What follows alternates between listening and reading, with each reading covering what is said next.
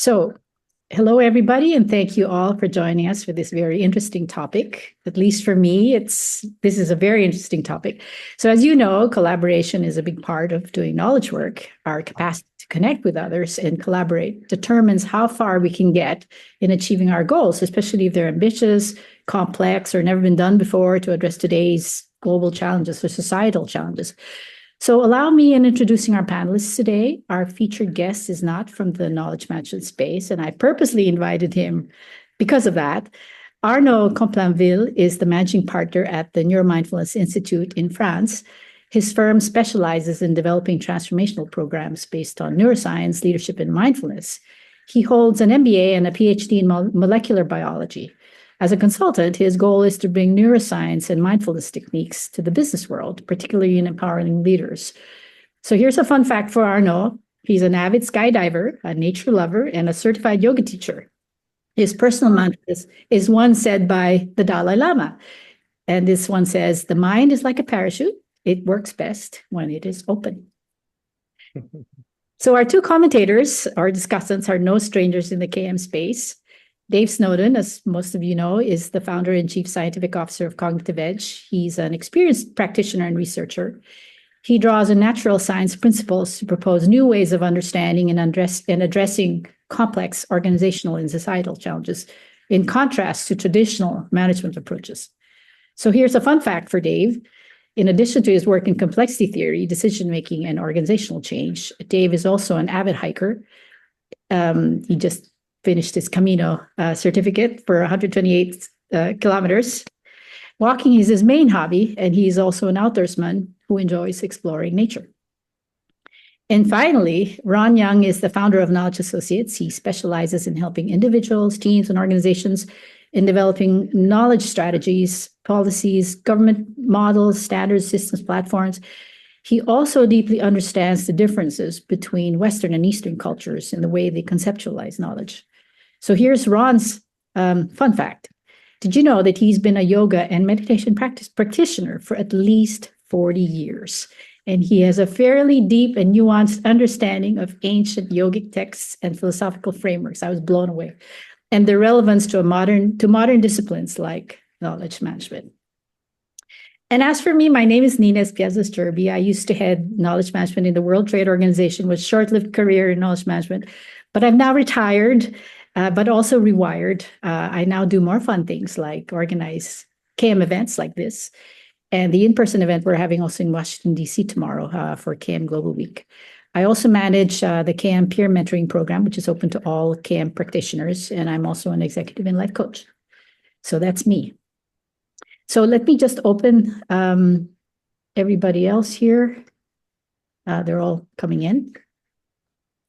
Hello, everybody. So welcome again, guys, and thank you for accepting my invitation to have this open and hopefully friendly exchange of views. So Arnaud, maybe let's start with you.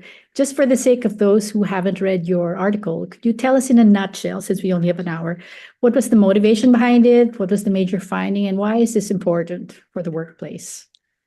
Thank you very much, Nina, as well. First of all, thank you for the invitation. I'm really happy to be here. Really looking forward to this conversation and confronting different views on that topic of collaboration. So I'll try to stay in a small nutshell, as small as possible. We basically, at NeuroMindfulness Institute, in our work, we basically have three pillars. One is Be Well, where we talk about resilience, well-being, stress management, emotion regulation, and so on. One is Be Performant, where we talk about things like decision-making, attention, learning, creative thinking, and so on. And the last one is Be Connected, and that's the one we're talking about today. Be Connected is, of course, a lot about collaboration, and we know that collaboration is key to collective performance and collective wisdom. Now, I've read that there's a new technology called near-infrared spectroscopy that arose a few years ago and that finally allows scientists to study the brains of several people interacting in real life, in real settings, in actually real life settings. like going to work and, you're just wearing a sort of hat with some weird sensors and they can measure your brain activity and the brain activity of other people.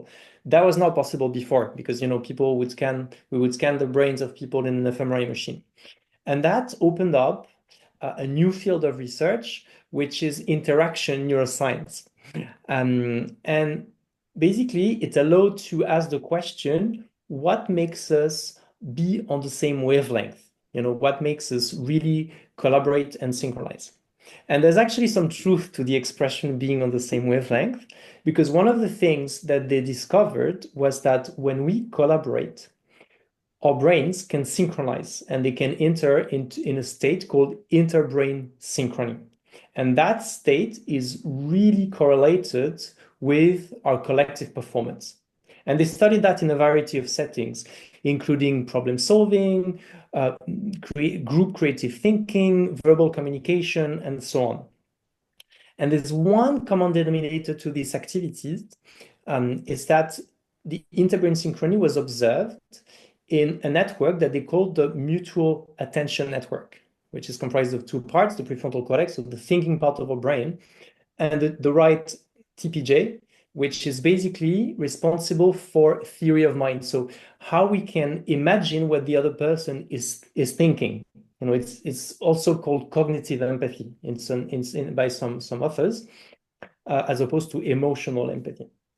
And that's clearly a predictor. The synchronization in those brain parts is a predictor of efficient collaboration.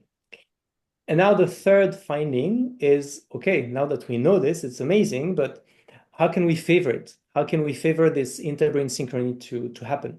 And there are basically 5 things that favor it. The first one is shared intentionality. We need to have common goals. Seems obvious, but that's part of the conditions. The second one is the type of activity. If you're engaged in a competitive game, for example, there's not going to be as much interbrain synchrony as if you're engaged in a collaborative activity. The third one is the setting of the interaction. And I think that's very relevant today because a lot of our communication moved online and asynchronous. And for interbrain synchrony to happen, communication needs to be real time, preferably face-to-face, and we need to share gazes and smiles. That's how it happens. Fourth is the nature of the interacting partners, meaning that the interaction needs to be considered significant. So of course, significant others usually have a high degree of interbrain synchrony, right? Romantic partners type of relationship. But of course, between colleagues, we can also have very high interbrain synchrony and feel that we're on the same wavelength. But basically, we need to feel that this interaction is significant and we can both benefit or all benefit, if it's more than 2 people, from this interaction. And the fourth thing is mindfulness practice. There are studies showing that even 15 minutes of mindfulness practice can actually improve this interbrain synchrony, probably because it allows to decrease the importance of ego, which I think goes very often in the way of interbrain synchrony and collaboration. And now, of course, all of this raises a lot of questions. And one of the first questions, I think, is, could this interbrain synchrony be key to collective intelligence, and collective wisdom? Could it be a precondition to collective wisdom to emerge?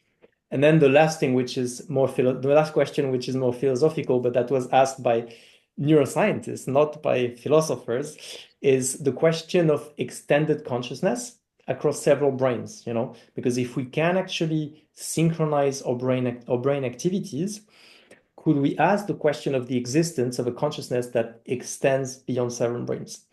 At this point, it's just a scientific idea and a question, but I felt the question was interesting because, of course, you can make a parallel with the yogic view of consciousness, where clearly the individual consciousness for yogis is a projection of a global consciousness. So I just found that parallel interesting at this point. I hope the knot was not too big.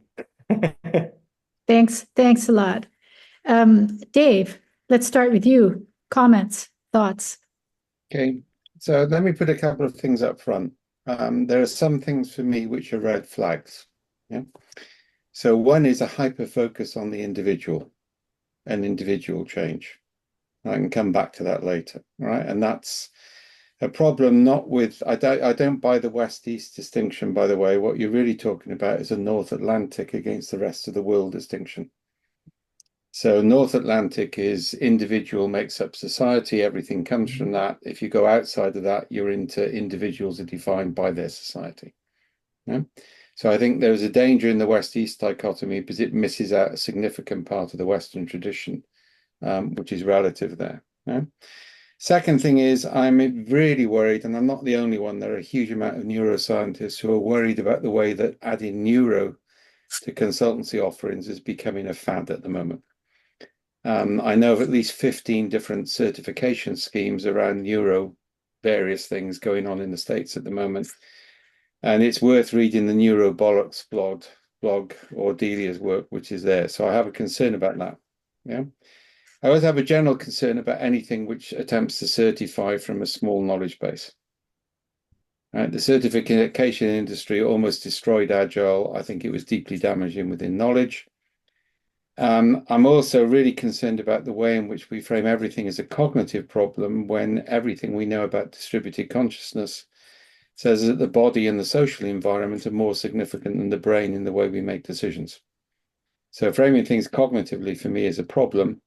And finally, this is esoteric mind. I'm a Catholic, just to be clear on that.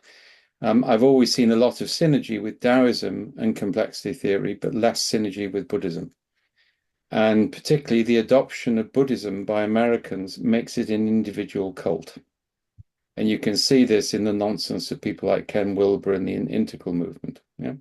So I just set that up as a background. Those are red flag issues for me. If we look at the paper, there's a huge amount to agree with. All right. So, but with a different twist. So yes, we know that music precedes language in human evolution. Not only that, art or cave paintings do. And we think the reason it survived and became, to the heights of Wagner and Caravaggio, to give my favorite examples, is because it's a mechanism by which we can think abductively, not inductively. Because what art does is it separates us from reality, so we see novel connectivity.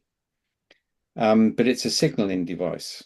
So the fact that our brains respond in similar ways to similar stimulus shouldn't surprise us, because we're very similar physically. And a similar response does not mean that the things are communicating with each other. It means they're responding in the same way. Yeah? And that's an important difference. We know that empathy is key. Our own work on peace and reconciliation, and this is stuff in the States and elsewhere at the moment. And this is where I completely agree with the face-to-face thing, is if you get to know somebody on the other side of the divide and you know them as a person, it's very difficult for the sort of hate of the internet and everything else to take over. And as Ron and others know, we've done pioneering work on that in Northern Ireland back in the 70s, and we're doing that now, which is to increase empathetic contact.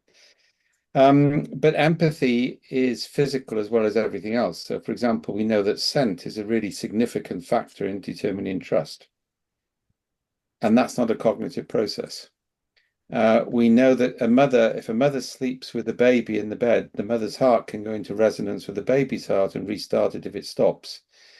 We don't know the mechanism for that yet, and we don't have to get into the total bloody idiocy of morphic resonance and the Sheldrake nonsense, all right? To say there's more to human communication than we understand, and we can build those things together. And I think, the point I'm trying to make here is I can take all of the conclusions and all of the evidence in the first part of the paper and say there is no logical link between that and what happens in the second part of the paper. Right? So there's nothing which allows you to talk about collective consciousness, and my concern about that would be overframing. To go through and my other concern about it is, having gone through something which is meant to be revolutionary, we end up with a normal output of Western consultancy firms. So common goals.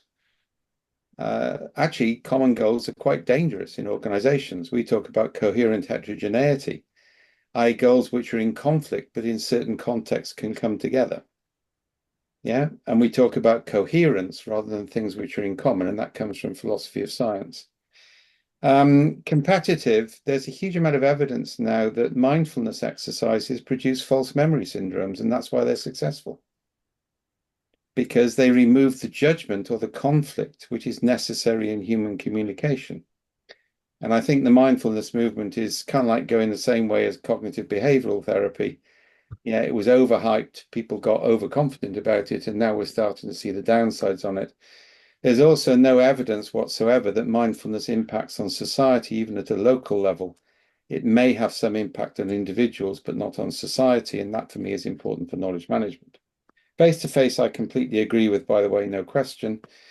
Significance and richness of interactions is important, but also we know from theoretical biology that the fundamental decision groups for human beings are sexual pairs, extended families, and clans. So we actually evolved to make decisions in those sort of groups. Now, just to sort of be pro and anti this, one of the things I'm looking at the moment with some anthropologists is there's evidence that so-called primitive tribes could communicate faster than the fastest horse could gallop. Right? And we're now starting to think that may be down to pheromones, and the reason that shamans were blinded is it made them more sensitive to pheromones, and therefore there was a form of communication which was available. Yeah, so what I'm really arguing here is that communication is really important to humans. It's not just cognitively framed. Talking about it in terms of neurological terms and talking about it in reward, talking about oxytocin and reward and punishment. That's the great irony of this is it's a very North Atlantic way of framing the problem. Where if we really look at it from the point of view of a non-North Atlantic perspective, it's the body, it's the narrative structures of society you belong in. There's stuff coming out of quantum mechanics now, which argues that information has momentum. That's coming from two different bodies of theory. That, again, would fundamentally change it, but it would shift it from a highly individualistic cognitive framing in terms of training and everything else. So that would be my general response. Thanks, Dave. Ron, your thoughts? Yeah, thanks, Nines. Thanks, everybody, for inviting me and to this informal and, I hope, fun session. I've already learned much just listening from Arnaud and Dave. So I'm going to give a general response also for about 5 minutes to the paper, and then I think we're going to have a more specific response on what this means to KM, aren't we? So I was actually delighted to read the article. I read it several times, and especially the beginning title resonated with me because the question was, and the last sentence were, Interbrain Synchrony. Can consciousness extend across multiple brains? Big question that more and more people are wanting to look at deeper. The ending sentence of the paper is that this scientific concept resonates with the view of ancient yogis on our interconnectedness. And it is fascinating to witness how modern science converges with ancient yogic practices. It's no surprise because I am very passionate about yoga and meditation that I wholeheartedly agree with much of this. And I would add that modern science is increasingly converging, I would say rapidly converging, with, I'm going to call them modern Eastern philosophies and modern yogic practices as well, not just ancient or American, but there's a lot of work going on with that. But I'm pretty happy to be called an ancient yogi, as you like, because I've been doing this for about 40 years, too long. For me, I'm going to use the words Western science, Eastern science, Dave. Sorry for that, but I'll use that because I think it's easier at the moment. For me, Western science excels at discovering objective truths through observation, experimentation, and evidence. In very simple terms, it's focused on understanding and improving the physical universe, certainly initially, developing new technologies, paramount, and improving material life, for which we are all, in my opinion, very grateful indeed. But Eastern philosophy is different and has, in my opinion, a more holistic understanding view of life, focusing on the interconnectedness of all things, as has been suggested. And I suggest far more exploration of inner experiences. Our mindfulness, meditation, self-awareness, call it what you will, the experimentation is on yourself. You have to personally experience it yourself to know yourself. And there's a difference between knowing yourself and believing other things, I suggest.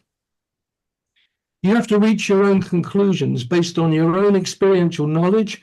And, you know, the ancient Vedic science, which is one of my interests, which is claimed to be 5,000 years old, deeply explains its views on knowledge and consciousness. And I would recommend people just take a look at that, especially in the world of knowledge management. I suggest that both, let's call it Western and Eastern traditions, complement each other beautifully. But they need to come together more, in my opinion. To me, the major findings of the article is that the human brains can synchronize their activity, doing higher levels of collaboration facilitated by what you call the neural Wi-Fi system, which is interesting in our brains. And it's measured by a new technology, which I don't know anything about at all. The functional near-infrared spectroscopy, I don't know anything about, but it is claiming to enhance performance, emotional and cognitive alignment, and influence by such factors. And I think importantly, where there's a coming together of collective attention. And it talks about the release of neurochemicals, doesn't it, like oxytocin and dopamine.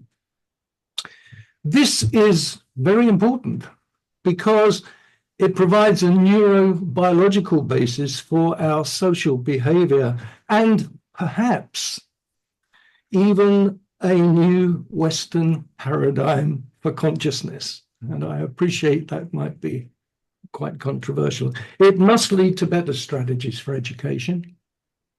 Better strategies, I suggest, for knowledge management, though we'll talk about that a little later, innovation and artificial intelligence, which I'll talk about later. I would suggest reading that paper, in addition to the references that you've made. What resonated with me was similar thought and work, and I mention them very briefly because we haven't got any time. The Collective Unconscious from Carl Jung. Peter Russell in the 1970s at Toronto University talked about the global brain. If you haven't seen that, there's a YouTube on it. It's quite interesting. You know, in 1987, I became aware of, I was taught by a guy called Lou Tice at the Pacific Institute about a part of the brain called the reticular activating system.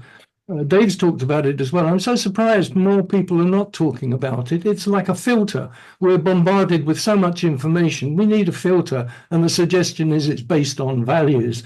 And that reticular activating system, they've been looking at how this might work with team values, and that comes back to the need for common goals, of course, but more than common goals, common values for collaborative teams.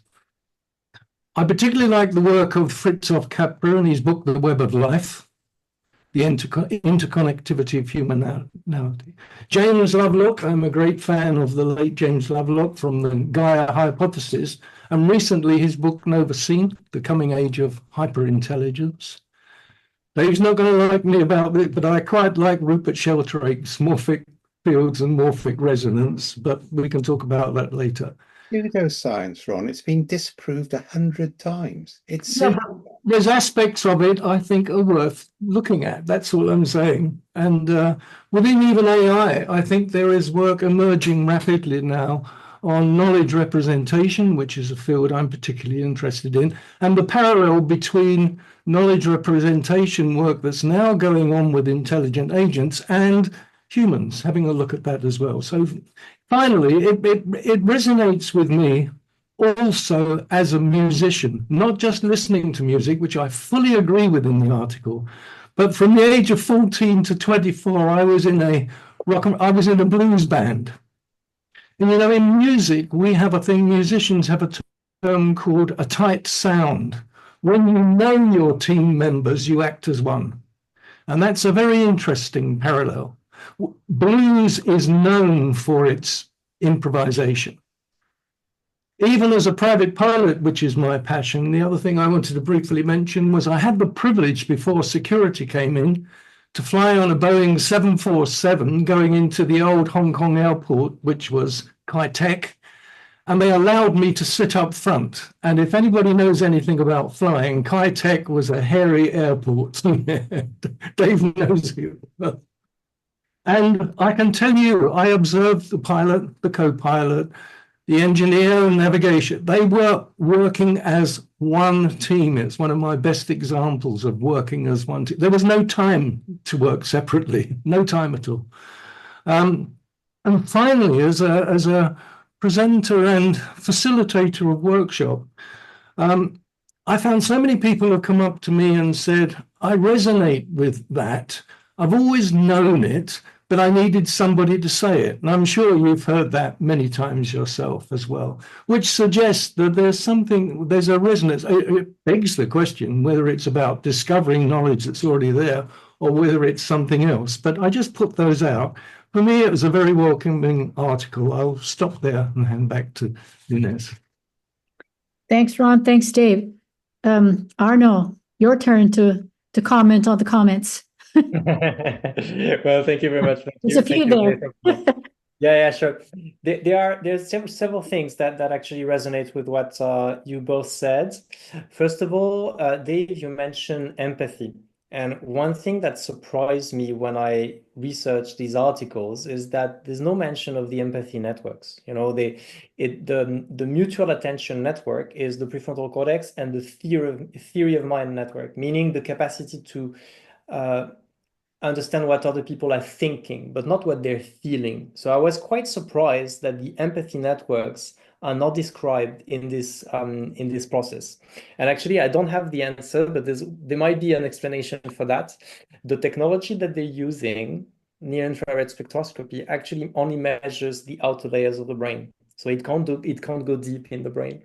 And the empathy network, insula, anterior cingulate cortex, mostly, are much deeper in the brain. So that might be a reason because why this didn't come up.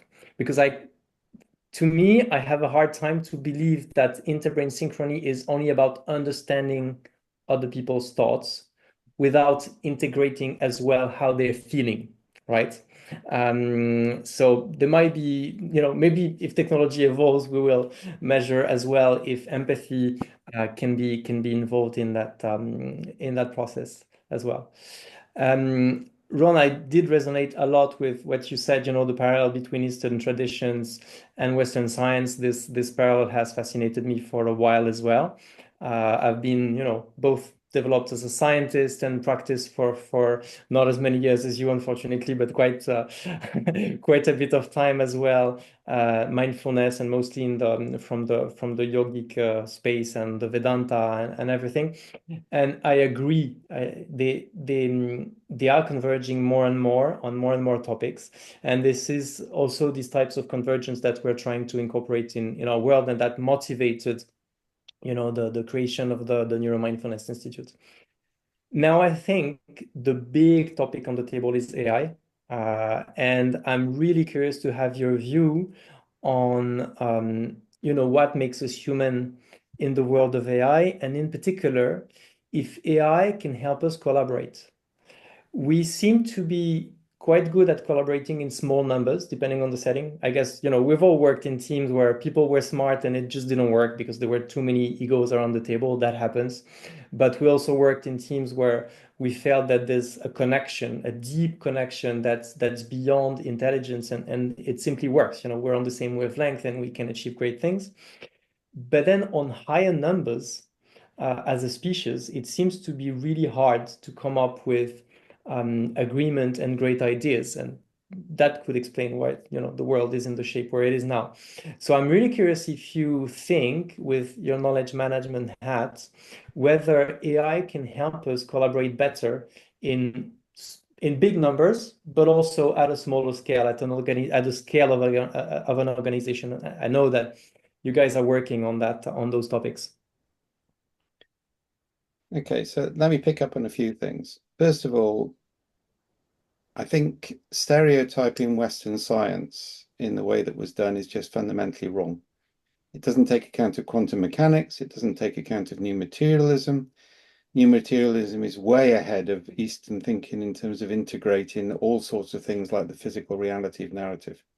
So I think we need to avoid those dichotomies. Dichotomies don't help anybody. Yeah, and I do feel like I'm the one Catholic against two Buddhist evangelists, so I shall respond accordingly. All right? Not necessarily Buddhist, not necessarily. I'm a Reformed Catholic. Okay. Right?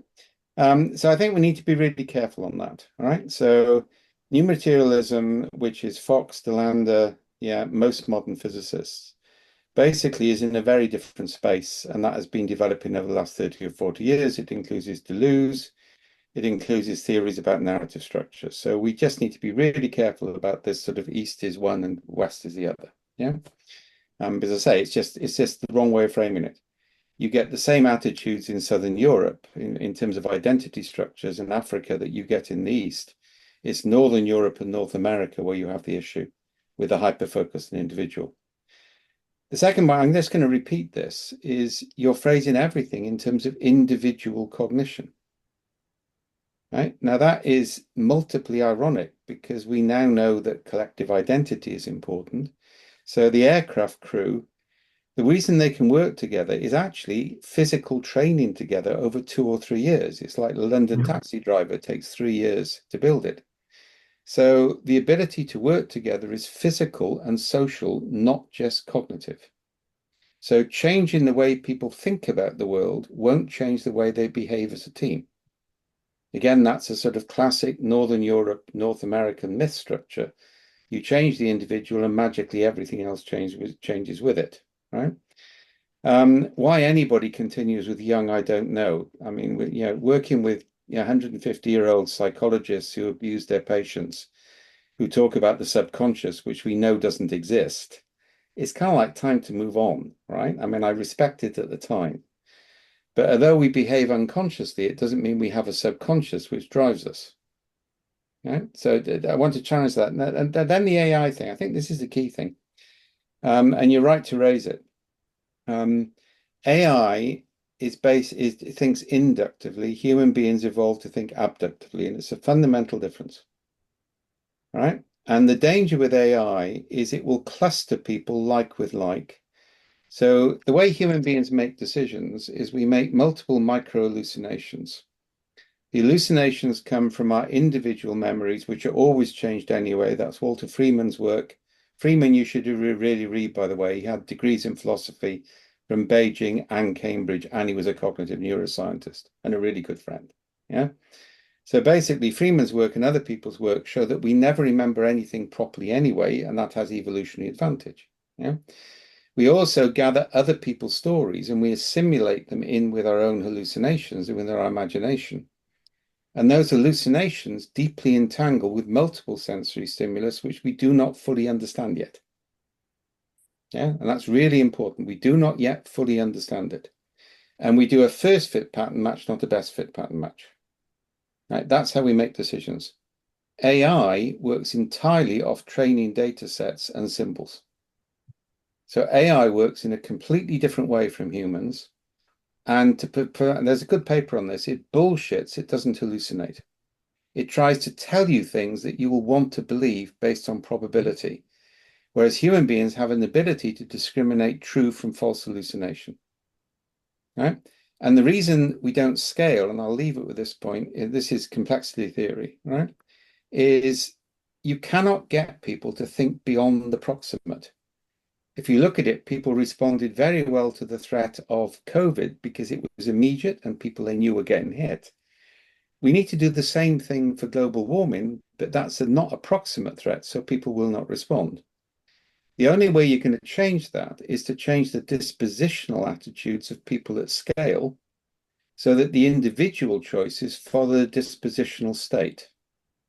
So, for example, one of our programs is looking on capturing micro-narratives about local sacrifice, because when you get to the point where the local sacrifices reach critical mass, the underlying attitudes of a population would support wider sacrifice globally. But you can't start with collective decision making. And I'll come back to that fact. We make decisions in sexual pairs, extended families, and clans. We did not evolve to make decisions in larger groups than that.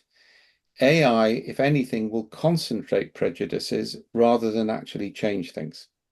So we need to recognize, and I keep emphasizing this, it's the social environment, the stories you grow up in, it's your body, it's your physical interactions are far more important than the way you think, yeah, and the way you frame things cognitively. So we need, and the great strength of China is that Taoism and Confucianism interact with each other. Confucianism is rule-based, Taoism is heuristic-based, but they're both highly collective in the way they see the world. Yeah, and I think that's where we need to start to think. And that most people in complexity theory, naturally, Karl Rahner, who was a Jesuit theologian behind Vatican II, who brought Heidegger into Catholic theology, that's far more, Catholic theology is far more attuned with Taoism in that respect. Because if you look at the contemplative condition in the Catholic faith, it's many years in a collective environment. It's not an individual process. And I'll repeat that. We need to stop focusing on individuals. We need to start focusing on collectives. Dave, I have a question. Why can't we do both? From the individual aspect and the collective, why does it have to be an either or and not just an and? I mean, because you're fundamentally altered by the environment in which you're in. So the idea that you can get saints, all right? So saints can overcome the environment in which they sit and they can do unique things. But you can't predicate social change on sainthood.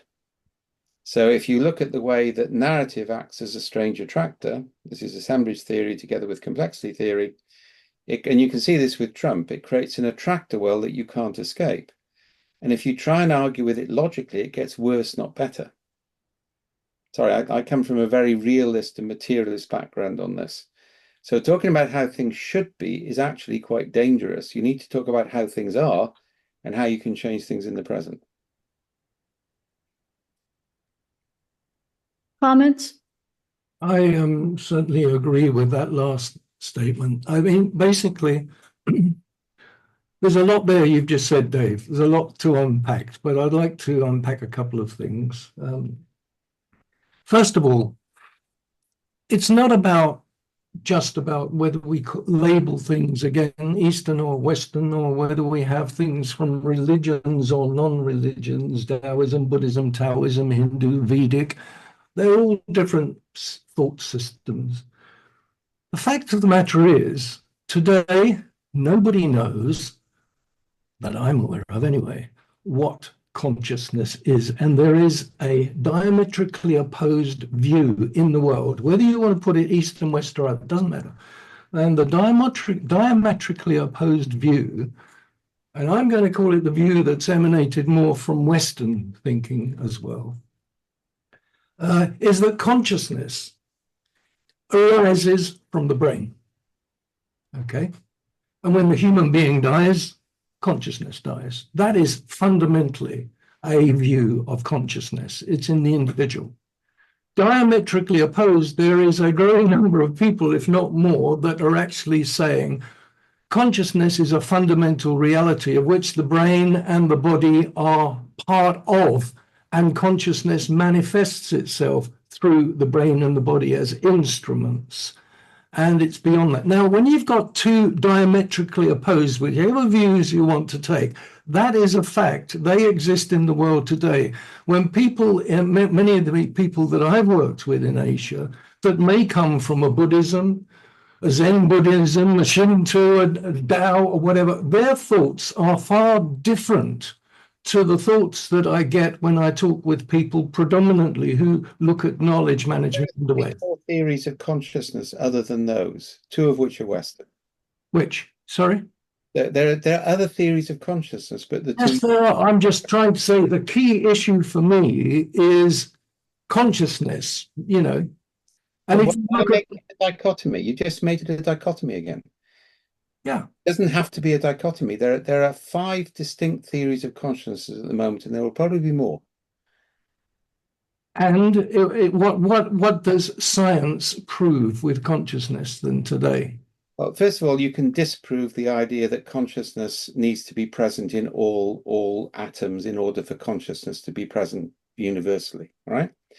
Because consciousness, the emergence basically says the emergent properties of the system are not held in the parts. Yeah. So consciousness can be emergent.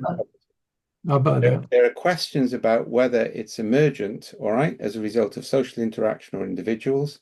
Yeah. There's very little dispute that individual consciousness dies if an individual dies, right? But that doesn't mean that we don't have new forms of communication moving forwards, right? So, and I'll come back to what I said at the start. We have lots of ways of communicating which we don't fully understand yet. Communication causes resonance, but it doesn't mean that we got collective consciousness. The fact that we start to think in the same way and we start to align. So if you look at antelope, for example, antelope align through simple heuristics, and human beings do the same thing. Right? So again, and I'm pushing against anything which is dichotomous, anything which goes west-east, anything which doesn't recognize that the whole of science at the moment is going through a radical change. It's not just quantum mechanics, it's theoretical biology, it's chemistry. All right. I mean, I mentioned the fact we now think information has mass. Epigenetics means that we now know the mechanism by which culture inherits over 2 generations. So we know that there are lots and lots of physical phenomena which work well for us as a species, but none of them on Occam's razor require collective consciousness. Question. When you say antelopes align, humans align because of heuristics, isn't that the same as saying that they're in sync because they all... Yeah, you can say things are in sync. That doesn't mean they're the same thing. Oh, aligning is not the same as in sync? Alignment and in sync, it doesn't mean they're the same thing. It means they're the different things which are aligned. Oh, I see. Okay. Yeah, that was my point earlier on. There are, and Occam's razor is a really good principle, and you find it in Taoism as well as find it in the West, all right? Is fundamentally, if there's a simpler explanation, go with it. And the simpler explanation is we're aligned, consciousness is an emergent property. That's much easier to understand. For me, I agree. I don't see it as either or, never have actually. What I see it as is both and. And I've always looked, even in the knowledge management world, I look at personal knowledge management. I can look at personal consciousness quite easily, quite happily. I can experience it myself. I know it myself. I can experience team consciousness, which is different. It is different consciousness. I feel that, and I think many people would probably say there is a difference when they're acting in their team consciousness and the personal consciousness. But I can give you a scientific explanation of that, Ron.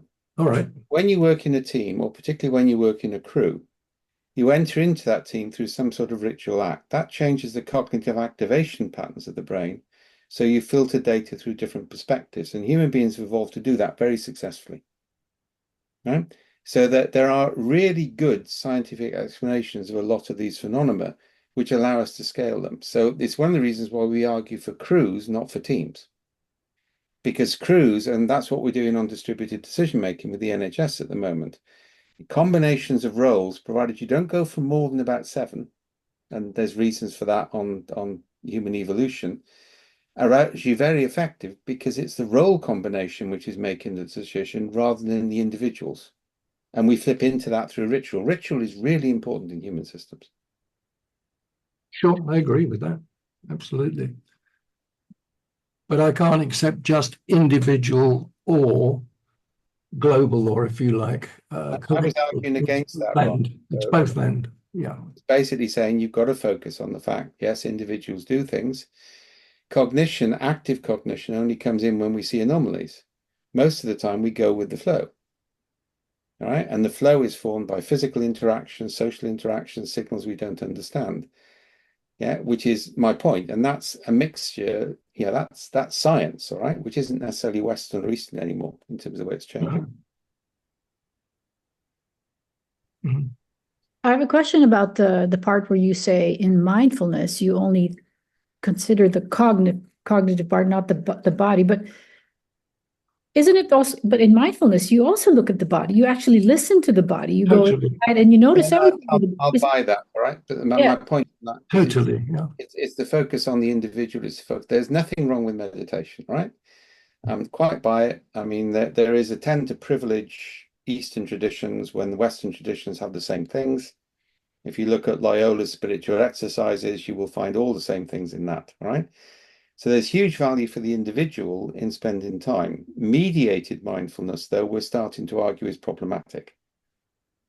All right. And psychological safety, we're starting to argue is problematic because it produces false memory syndrome as a way of complying with the group. It's a power dynamic, and in some of the ways we can see it being used. Right. So there are concerns emerging about that in terms of the way it works. And my view on this is an individual choice. I learned more about myself walking the Camino with friends than I did sitting doing a yoga exercise. Different people, different things. Mhm. Meditation isn't just about sitting on mats. I have walking meditations like I'm sure you do, and walking reflections, which is all part of building and organizing our knowledge as well.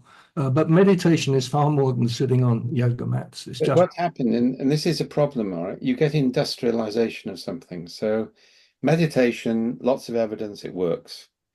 Then people try and industrialize it into 2-day courses. aha, that's something different. Then it becomes a control mechanism in organizations, right? And that's what we're now seeing with the neuro labels. Is the neuro stuff is being used to give false objectivity to something which is actually an ideological approach. And I don't use ideologically negatively, all right? And saying it comes from a particular background or particular theory. So the use of science to validate things which are actually individual practices is a major concern. It carries on, all right? We've seen, you and I have seen that loads of times in KM, Ron. We've seen the cycles go round. Yeah. Yeah, sure. Yeah. Arnaud, in IBS, so I mean, I can understand in music it's all very positive and it's a nice, good, positive connection. But if it happens in the positive way, it could also happen the negative way. Like, right? It's that interaction when you're in a cult, for example, they all feel like really one and like following like they're constantly together, even though the cause is negative. I mean, the reason for being together is a negative reason. Right. So I guess it could. also. Yeah, I guess it could be. I think, on that, synchronization is kind of agnostic. It doesn't discriminate if the deep intention is good or bad. Now, I believe it's easier to federate people around a mutual goal that's noble than around something that's not, right? Is that what you were referring to? Yeah, no, it's just that if it could happen in the positive way, it could also happen in the negative way, is what I'm saying. And, like, for example, this, like Trump, people who follow Trump blindly. I mean, I'm not saying he's a cult, but there are these cults who, these cults who hole up in a house and they all stay there and they're feeling like that's really face to face and they're really like into each other's faces and they really breathe and sleep together and really act as one almost. So, and they're really like in synchrony, like they think as one almost. So I guess what I'm saying is if it can happen in the positive, it could also be. But I also sorry, go ahead. No, what I was thinking is that probably for those people, at the moment, they feel in sync and they feel they're doing the right thing, right? Right. I don't think people have intrinsically bad intentions. They want to do good, but sometimes they're just on the wrong track, right? In most cases, of course, there are exceptions. But when people federate around an idea, it's probably because they believe that idea has the potential to do good, at least to them. Now, we can be convinced by kind of sketchy ideologies as well. So I guess that's the danger. But I think that's a different story than purely achieving interbrain synchrony. I completely agree with that. I think in general, you should assume that people are well motivated, not badly motivated. Yeah. Yep. The trouble is that well-motivated people can be easily exploited by narcissists. So that's where populism comes from, right? So a couple of points on this. One is populist negative assemblies are more common in human history than positive ones. Mm.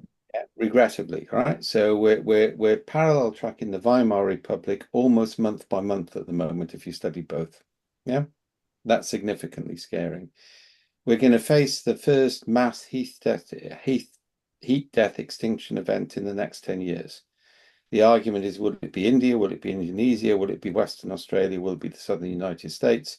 But 5 or 10 million people are going to die within 2 hours when the temperature goes over 58 degrees, right?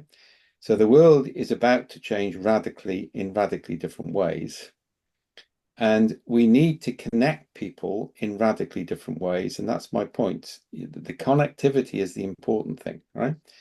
And the labeling is problematic. So I did 3 months field ethnography with the Tea Party movements in the Midwest. So I went in covertly, right? One of the most pleasant 3 months I've ever spent in my life, right? And I remember going back to Washington and saying, you guys have got these guys wrong. They're all socialists. You're labeling them as right-wing Christians. They're all socialists because they look after each other. Nobody goes hungry. They can't understand why you need this other stuff, right? And I think this is why, a lot of our work now is how do you increase empathetic context at a hyper-local level in small groups? Because you can't start, and this is my problem with facilitation, people from the West who think, this is the big problem with Peter Senge or Sharmaga, they're neo-colonialists. They've decided what the world should be like, and it should be like what they think it should be. All right? And you see that with lots of things. We need to find out what scaffolding is possible in society. And that's hyperlocal interactions from which properties will emerge. Sorry, I get passionate about this stuff because I used to worry about my grandchildren, then I worried about my children, now I'm worrying about myself. So When you said we need to you need to connect with each other in various ways. So IBS, what do you think about that way of connecting? I mean, if I'm understanding right, there are other ways of better connecting. Is that what I'm understanding? I think you need to you don't want to connect like with like. All right. So, I mean, there's a thing called Pagoda, which is a complexity framework, but it basically says, I mean, there's various qualities of complexity interventions, but you handle complex problems obliquely, you never handle them directly. And anybody with teenage children knows that already. All right. If you tackle a problem directly, you get gaming behavior in response. So, for example, I'll give the example we did in Northern Ireland in the 70s before I knew the theory, right?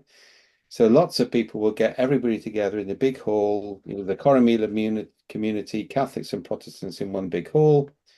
And the whole principle was, let's all agree we're going to be nice to each other. Yeah. And wonderfully satirized, by the way, in Dairy Girls, episode 1 of series 2. But within weeks of them going back into their communities, they were throwing petrol bombs again. But they reported huge success at the end of the workshop. And that's what you get with Theory U workshops. Nothing really changes. It changes in the workshop. We took small asymmetric groups of Catholics and Protestants and we dumped them into the slums of Rio de Janeiro for 3 months. And they discovered pretty fast they had more in common than they realized. And they had a discussion about their differences in the context of being together in a different environment. Right? So we didn't try to homogenize those differences. We changed the context in which they were interacting. Right, now, that's the thing we're trying to get funding to do at scale. We're doing some experiments in Eastern Germany at the moment. It's this hyper-local interaction with people who are different from you in things that you want to do together without discussing overtly those differences. That's a Western middle-class intellectual way of going about things. It's not a very effective mass scaling approach. But Dave, if you apply that from what you just said, if you were in an organization, if you got one person from one division, another person from another division, and then you put them all together, that's like with not like, right? That's what you're trying to say? Well, we're doing it with decision making. So we're looking at end of life decisions for children at the moment. All right. So we're currently working with all the different roles that might be involved in that. And the principle is 5 different roles, which might include a parent who's been through the horror before, if they agree within those roles, they can make a decision without going through bureaucracy. Right? Now, that's one of the big areas of development in complexity theory, is to allow distributed decision making without reference through sources of power, and record that so you can see what things are working and what aren't working, and you can amplify the good things and dampen the bad things. Yeah. But there, we're deliberately bringing together people from different backgrounds. We're not telling them how they should behave. We're putting them in situations where they will work out how to behave differently for themselves. Okay. Yeah, so this is one of the advantages about being Welsh is we've grown up next to the English. So we're used to colonial powers, right? And the trouble, what you actually see is every colonial power believes that if everybody else was like them, the world would be a better place. And that's what you see with a lot of people trying for change. Yeah, rather than recognizing what we call coherent heterogeneity, the ability to be very different, but at times to be the same, people are trying to homogenize everybody into the same belief systems and the same attitudes. That feeds into the heart of people like Trump. Yes, I agree. Yeah, sorry, we only have a few minutes left. So last thought to add. Well, I wanted to say that in my view, IBS, as it's called, it's too long. will contribute significantly to KM in the areas of collaboration, which was one of the obvious. I think even in team formation and a better understanding of this in the formation of teams and making sure there is this awareness in the teams is good. But I always come back to personal experience. I think we're all agreed that there could well be different states of consciousness, and there are different dimensions of consciousness, and we all are keen to learn more about that. But at the end of the day, personally, it's about our personal experience. And I would just say to people, that's something you have to try yourself, and not just based on beliefs. I accept everything that Dave said about that. It's a real danger, actually. It's not about beliefs. It's people having the inner strength to be able to make up their own minds better. And I believe that meditation is one of those techniques that does that. And I believe it will be a key tool of knowledge workers in the future as well.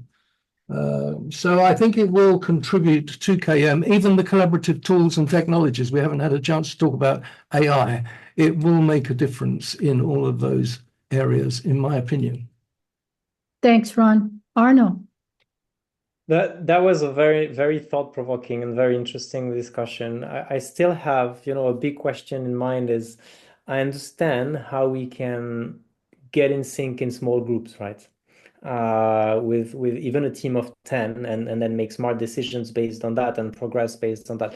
I think my main question is, to shape the future of humanity, we have to do that at a much bigger scale. And now a lot of the communication is going online, is going asynchronous.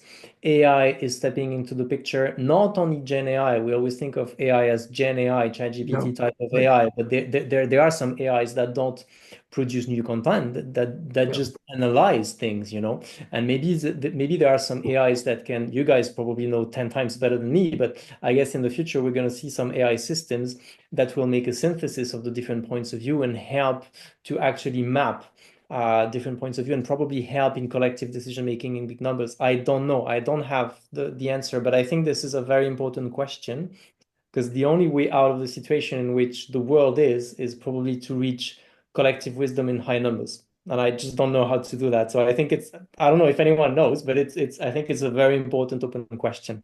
If you try and do it with AI, you will concentrate people in groups of difference and you will increase conflict.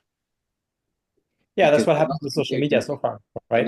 And it's not going to change because AI works off its training data sets and it will feed that. Yeah, you've got to change. You cannot change things at a global level. You've got to change things at a local level until they reach critical mass. And AI is counter-indicated in that because AI reinforces prejudices. It doesn't disrupt them. The AI that you mean now. I don't know. No, any AI, because AI is working off limited signals. If you can take Asimov and you can grow brains, then yes, because they'll be organic. But if you're working with processors, you're working with text, with symbols, that is so limited compared with human decision making that it can never achieve the results. Dave, just when you said that, you have to start locally. But to even go locally, shouldn't that change even start within the self first? Then it becomes local, and then it becomes bigger. No, focus. Sorry, yeah. I mean, we did some really interesting Welsh Meet Indigenous Australia webinars, which you should have a look at, right? And we talked about this. There is a North Atlantic tradition. You start with yourself, and then everything changes. The indigenous traditions are you start by doing things with other people, and then things change. Right? So individual reflection is a choice you may make, but it's not your initial choice, and it's not the choice of change at scale. Really? So everything that we've been learning about the self is actually almost not true. I mean, there's a possibility that that's actually not. If you want to be silly about this, I actually blame the Reformation for this, because up until the Reformation, everything was collective. With the Reformation, it was all about the individual's relationship with God, soli fide, soli scriptura. And that's informed North Atlantic and North American thinking ever since. The individual is the primary unit of change, and society is individuals making choice about society. Southern Europe, Celtic Fringe, Africa, Asia, you grow up in your culture. Your culture is part of what you are. You're in that intermeshed flow over time. Yeah, and that's not about an individual. Doesn't mean you don't have any individuality, but the individual isn't the primary unit of change. The interaction between groups is the primary unit of change. And that matches, by the way, complexity science in chemistry and physics. Interactions matter more than things. But doesn't that mean that the group's needs are more important than the individual's needs? But that's not, that doesn't sound right to me. It's got to be both ends. This is another conversation, maybe. Anybody from an indigenous community will just look at you aghast at why would you even question it? All right. I guess we'll have to have another conversation in while walking or something. And I'll see you in KM World and I'll grill you about it. So thank you. Thank you so much for this conversation, guys. I've learned so much, and now I'm leaving with more questions. So, but I hope you all learned something today. David, did you want to say something? David Gertine? Oh, okay. All right. I'm okay, thanks. I've been taking it in. All right. Okay, I'm going to attempt to put a few lines together. In a newsletter, yeah, and then we can all object to the way he writes it up in his newsletter. That will be the secret here. Yeah. Sorry. Could you repeat that, Dave? I didn't hear that. I said David Gertine will now write it up in his newsletter, and then we can all get indignant in response about his misrepresentation. Please share your newsletter then, David. Well, okay then. Thanks so much again. I've learned so much, and I would just like to say that I'm convinced, therefore, that we're going to learn so much more about the uniqueness and value of human knowledge working together with advanced tools like AI, not one or the other. Well, the one thing that I got from this one is this idea that connectivity has to be really achieved through not just one way, but all sorts of ways. And we have to be creative about doing that. That's one thing. I mean, it sounds like it's common sense, but a lot of people probably don't realize it or take it for granted, maybe. But anyway, that's one thing that I took. Thanks so much, guys. And I will send I'll share the recording with you later. Thanks. Thank you very much. No, thanks, Ron. Thanks for sharing. Thanks, everybody. Thank you all. Bye-bye. Bye. Thank you very much. Bye-bye.